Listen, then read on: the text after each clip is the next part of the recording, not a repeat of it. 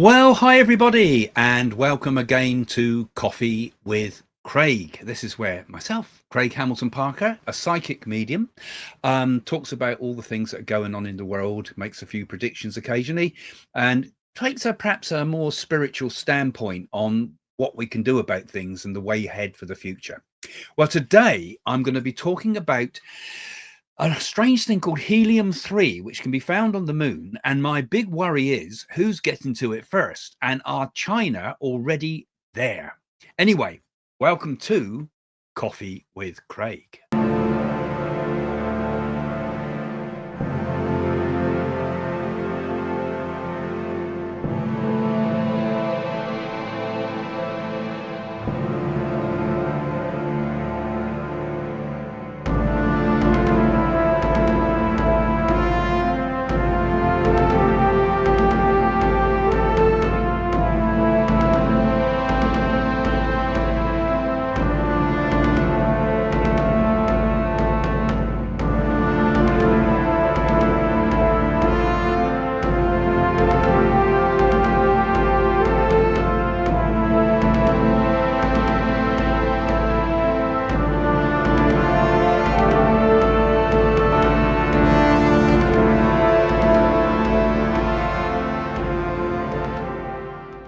Well, good to see you all again, and welcome to the show. If you're here for the first time, don't forget to hit that like button and that subscribe button. If you're here many times, still hit that like button because it helps the algorithm move this up the charts, as it were.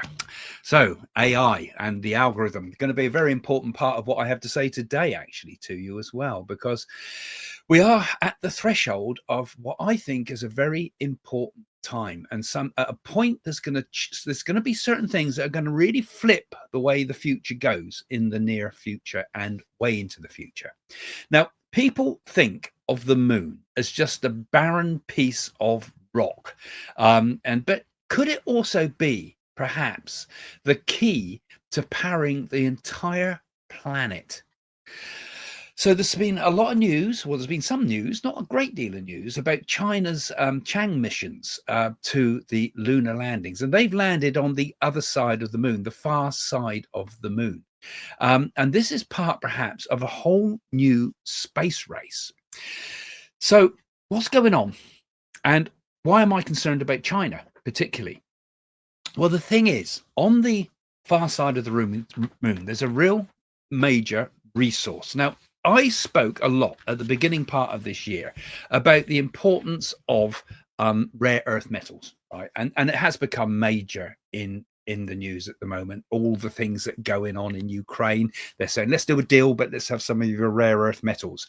Let's put some tariffs on China, but my God, what are we going to do about their rare earth metals? Because rare earth metals will power, well, they won't power, they will enable us to be able to build our iPhones and all the rest of it.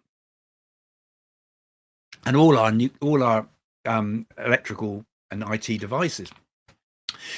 But there's another element that's really important. It's not a rare earth metal. It's a completely different thing. It's called Helium-3.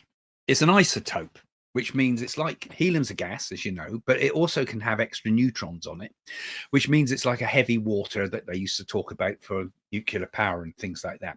But Helium-3 is extremely rare on the Earth. There's hardly any of it here. It's very, very hard to get. It's hugely valuable. But there's tons of it on the moon.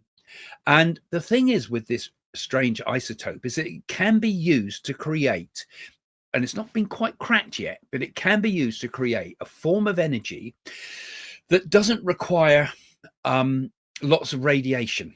It can create this equivalent of like nuclear power stations do, but without all that problem of radioactive material. So it's a very rare isotope, pretty much non-existent on Earth, as I said, but plentiful on the moon. And like I said, it doesn't create this radioactivity. So it's a clean form of energy. And it could even be used to create what we call fusion energy, a clean form of fusion energy. It's a potential absolute game changer. Fusion's when you push the atoms together to create the energy rather than smash them apart like you do on a nuclear fission reaction. It's a much safer form of energy creation. And the thing is, it has the potential to be absolutely enormous in the amount of energy that it can create. They reckon that what's on the moon is enough there to fuel the Earth for thousands and thousands of years ahead. Thousands of years, not hundreds of years like our industrial revolutions, thousands of years ahead. It has the potential to transform everything we know about electricity and about power and all the rest of it, because there's tons of it there. And once we've cracked it on the moon, we could even build moon bases to fly even further and get right out to Jupiter, where there's even more of it, and on the asteroid belts and things like that, and the meteorites and things like that. That's all on those places, because it picks it up from what's called the solar wind that drifts this stuff across from the sun, and it accumulates on the back of the moon like some big net that's picked it all up. But it can't accumulate on Earth because our atmosphere and all the protective layers of the atmosphere push it away and destroy it, so it can't get through. But it does get to the moon, so that's the only place we're going to be able to get it. So who controls the moon controls the resource of this helium-3, or H3 as sometimes it's called, and whoever controls that will control the energy. And once you control the energy, you control the lot. You think about it, every war we've had and everything on this planet has always been about oil and resources, and the biggest resource of them all is energy. And what if, okay, all our windmills are going to be absolutely useless to us, and all our oil is going to be absolutely useless to us when this huge form of energy comes along. And the problem is China is there. They're there on the dark side of the moon, the far side of the moon. It's not dark actually, because it gets as much light as we do as the other side of the moon, but it just means that one face of the moon is always facing the Earth. We never see the other side because it's kind of turning with us. It's like not spinning like the Earth does in the same way. It's keeping one face to us.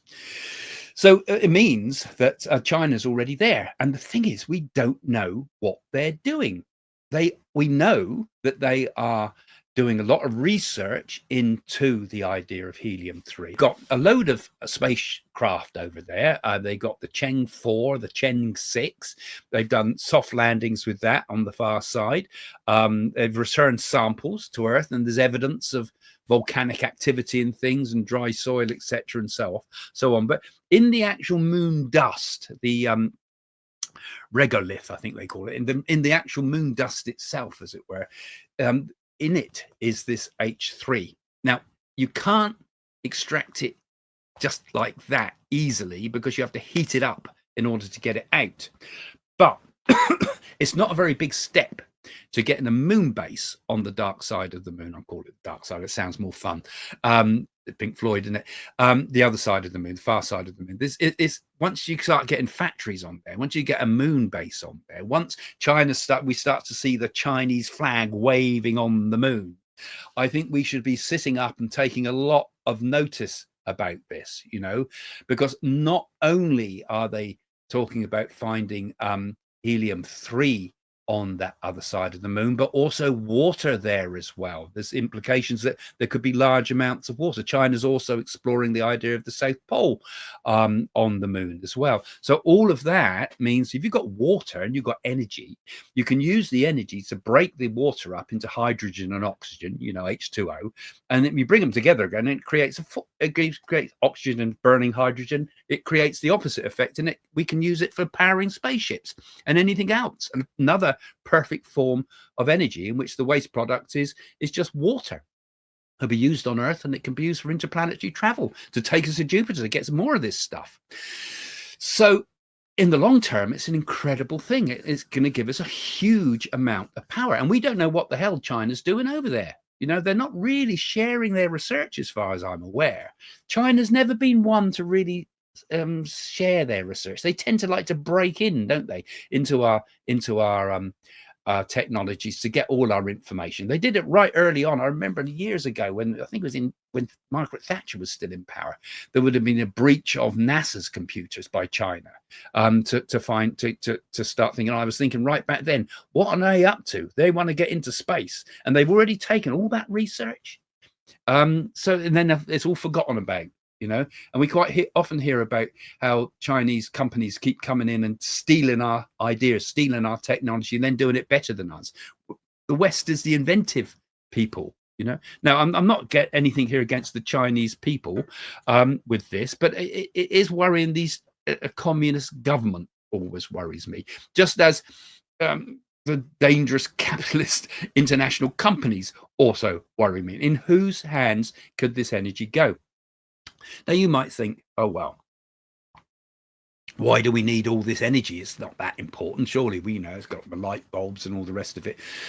But the thing is, we need huge amounts of energy if we start using quantum computing, because Microsoft already has come up with its own form of quantum computing. And this, tied in with AI, is an incredibly powerful force, right? Quantum computing, instead of having 0 and 1 like you have in binary code in a computer, basically you can have 0, 1 and both. And it works, so it multiplies it extraordinarily. It means that computers can suss things out so fast. I mean, you might be amazed at AI, but how amazing is it that it can crack every single possible password we could ever create? It can do so many trillions and trillions and trillions of calculations in such an incredibly short period of time that no password is safe, right? Which means that no Bitcoin is safe, which means that no blockchain is safe, which means that no database is safe, which means that no knowledge is safe, which means that no information about you and me is safe. It's all opened up. And this is the danger, whoever gets there first. Now, I'm not so sure Microsoft is such the sort of people I would ideally like to put this in the hands of. But would I also like to put it in the hands of China? But you say, oh, well, China's not the one that's got this quantum computing yet. But in order to make the quantum computing work, we've got to take the atoms down, which are using it, to a very, very, very cold level. And I mean very, very cold, getting right down as close as you can get to what's called absolute zero, which you can't actually get to absolute zero, but 1 degree Kelvin, for example, which is very cold. And in order to do that, you have to use a huge amount of power to get it down that far, because what happens is that when the atoms get so cold, instead of shaking around like an atom does, it just goes quieter and quieter, and so it becomes almost still, right? And then you can use it in an incredible way to make superconductive circuits and so forth for this. As far as I'm not a scientist, but this is in layman's terms. So we need it in order to make quantum computing work. And quantum computing, you imagine, okay, we struggle along with AI at the moment. It does amazing things for us, and we're amazed and aghast at what it can do. When you start putting that into the sort of computing technology that's making it unlimited amount of computing power, you really do have something that exceeds human intelligence in many ways. You have, anyway, at the very least, a tool that can change the world. But also the potential of unlimited energy is another incredible thing that we have to take into account, because this is the great goal that humanity is heading towards. This is where we're being pointed to. While China's up there potentially mining all this stuff, I mean, they can't mine it yet, but they are sending samples back, and they are saying that they're deliberately researching into Helium-3 and the water on the South Poles and things like that. So they're out there doing a really important job. But where's it going to take us? Who's going to have this? Because the thing is, you saw it all with AI. How long ago did you hear about AI? And then suddenly, flip, it's on everything. A year or so ago, we weren't talking about it. The developers knew about it in the background, but the normal person, the common person, didn't know about all this. And then suddenly it's on the stage just like that. Well, this would be even a bigger flip of the coin than anything that's ever happened. And here we are on this channel. We talk about the future, and it's really important to think about the future and where humanity's going. Are we heading into some terrible dystopia because of this? Or could it, as I hope it might be, and I feel it might be, could be something that is a tremendous benefit for mankind and humankind, as it were, that could completely transform the world? Because you think about it, first of all, we can't fuel all these softwares and quantum computers and any of it, bitcoins and the rest of it. We can't fuel that with windmills. We can't fuel it with oil. Even come to that, we have to have something even more powerful. And it's like once the technology, it's almost as if it's like pulling something from an apple from a tree. It's like the universe has given us something. It says, right, your next step, humanity, is to look at this. You've got artificial intelligence now, which can do tremendous things for you. Beware how you use it, beware, my boy, because this could be good or it could destroy you. And it's the same with all of it. But the possibilities of it are incredible, because the possibilities of it mean that we could we not, even have a situation where we had such unlimited power, and particularly if we cracked clean fission, fusion energy, or fission, fusion, push it together rather than pull it apart, the clean fusion energy, we could have unlimited power. Unlimited power means here on Earth, we could start splitting water up. We seem to have an awful lot of water. I wonder why the universe gave us so much water. That water not only created life, but we can use it as a form of power. We can split the water into hydrogen and oxygen again and use it for fuel. We could desalinate the seas of when we need it, some of the water, and put it all over the deserts of the world. We could make a green Earth. We could replenish the Earth. We could terraform the Earth and get rid of all the destruction we've done to it by using technology. We could terraform Mars. We could terraform who knows where else, even Venus, perhaps, even all sorts of places. With it, unlimited energy, we could do incredible things. But who has that energy? The solar winds have been pushing this to the other side of the moon for all this time, for billions of years, almost planning for this moment in human history. And we are all blind about it at the moment, because I predict there's going to be huge, dramatic changes ahead, coming particularly because of the nature of our harnessing of energy. And this will affect AI. This will affect all our cryptocurrencies. If we've got fusion energy, we've got an incredible potential for the world. But we've also got an incredible potential danger for the world. Now, like I say, I've got nothing against Chinese people. They're marvelous, inventive, clever people, but they don't really like their politics, don't like most of the politics in the world, but, and their secretiveness. And I don't think we can trust China, because China has been proven time and time again to steal stuff. Even stole some of my books and put them in Chinese and publish them in China without me having any royalties from it, for example. So you get all these problems coming through because of this. And I think we've got to be very, very careful about the way it is in the future. And we must look into China, because, like I say, there's no satellites going around the moon to be able to check out what they're doing. It's going on behind the scenes. And that secretiveness, I think, is very dangerous. I think it's very dangerous that everybody is blind to what they're doing, because the next thing we know, there's a moon base there's a moon base out there, and they're sending back the Helium-3. They've cracked the technology to sort it out, and lo and behold, this is marvelous opportunity. The world's in the hands of one people, one government, one communist government. Oppenheimer said with the nuclear bomb, we must give it to everybody else. We've got to give it to Russia and everybody else, so we can create the balance of power. Very important to have a balance of power throughout all of human history. The balance of power has been important, but nobody gets the complete upper hand and can wipe out everybody else. And again, we got exactly the same potential danger as when we invented the nuclear bomb. We have the balance of power being upset. He who holds the energy holds the future of the world. And it's very, very important that we think about this very deeply and very carefully, because who will win the space race? Will it be China, or will it be the West? Or will it be a new alliance? Will people get together and try to form a new alliance to try to do this? We have to have our fingers in space. It's very, very important. And we don't even know, even at the moment, if Helium-3 will work. We don't even know if it's part of something that might be a false path. It could be. It may not work out. But I think there's something very special there. And I think it links in with a spiritual turning point in the world too. Because the future, I've talked a lot about the future golden age.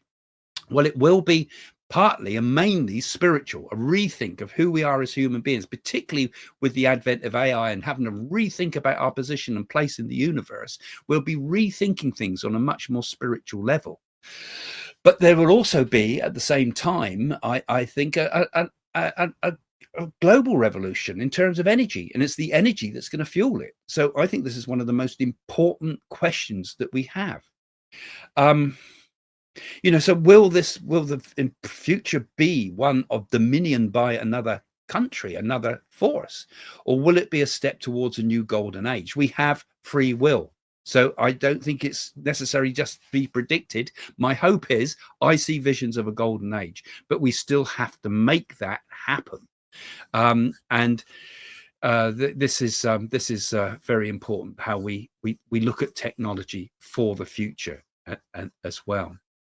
But I look at it also in another respect as well. Some other aspect comes to mind to me, and I look at it all and I think, what an incredible thing it is that the universe is it must be conscious, because it's kind of laying these things out for us one at a time.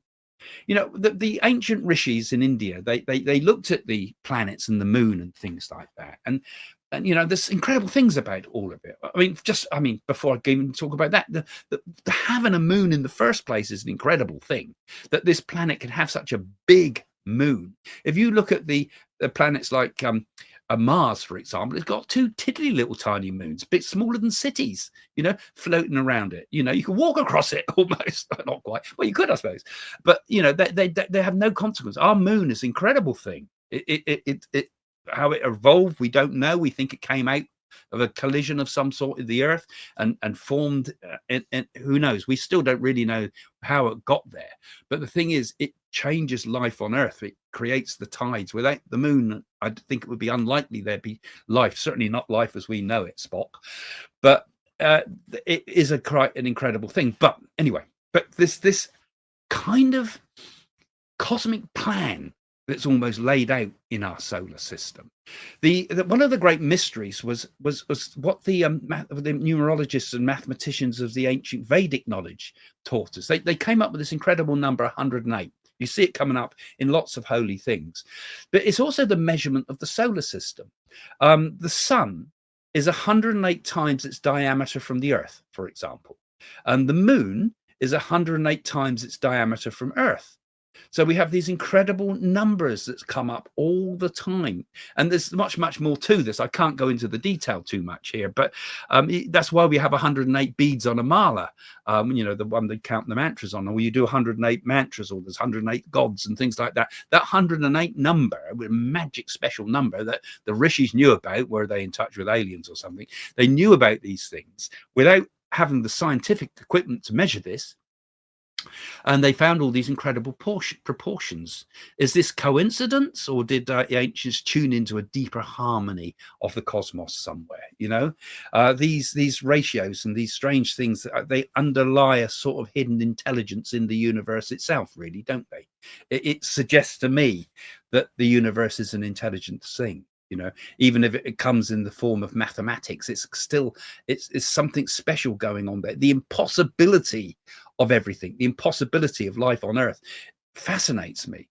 And when I think about this in terms of the future, and in going back to the idea of Helium-3 and this possible way of powering our future, I think, well, when you think about it, isn't it incredible that the Earth, first of all, sustained us abundantly through our history, and meanwhile it was creating all these oils and fossil fuels from the millions of years of the dinosaurs, as if it was thinking, right, I'm planning this, I'm putting this aside, we're saving up, ready for when humankind come along. It feels like that sometimes. And here we go, we come into an age where we suddenly have an opportunity to move forward in big strides, and says, right, okay, first you've got coal. You can have an industrial revolution, and the European countries can invent all these things that we have in the world around us now, all these great inventions, and we use coal to fuel it all, but then coal gets a bit dirty, so we can also use oil.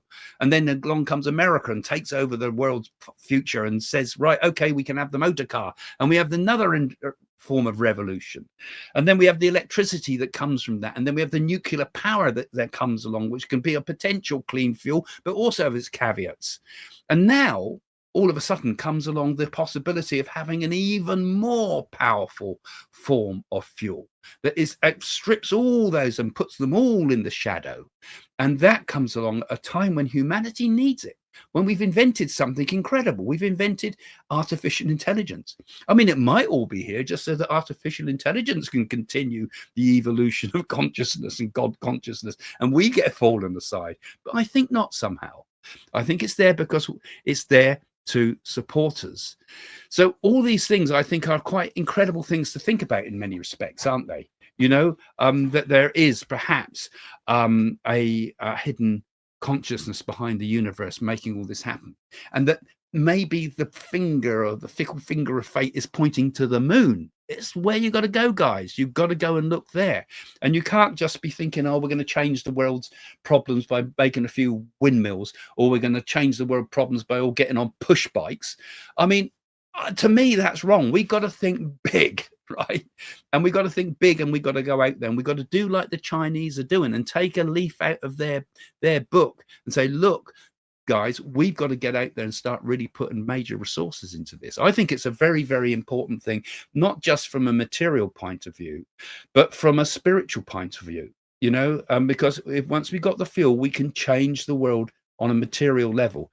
And there's a big spiritual revolution coming up as well. You know, these things like AI, these things like quantum computing, these things like zero point energy or unlimited energy, these are not just coincidences.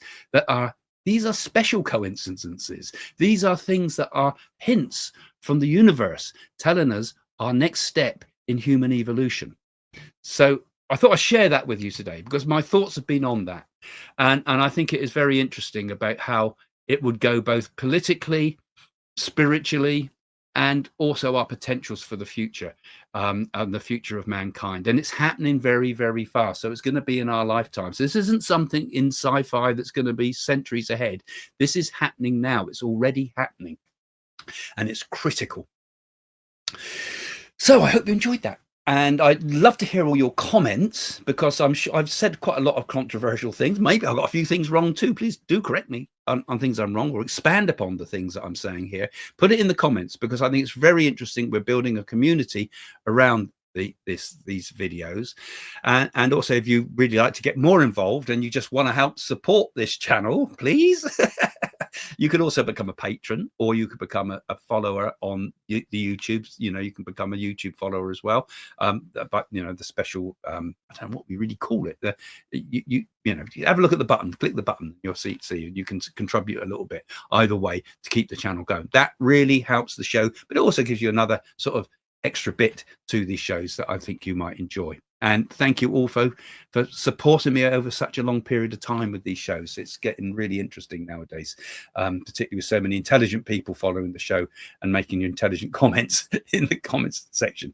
All right, see you all again soon. I'm blabbering on, so let's see you again soon. Bye for now. See you soon. So do you like what I have to say? And do you like my work? Well, why don't you support my work? Have a look in the description below to go to my website, find out about psychic readings, find out about our NAADI readings with the Indian NAADI Oracle, buy my books, and join my workshops online by Zoom. All there on the website psychics.co.uk.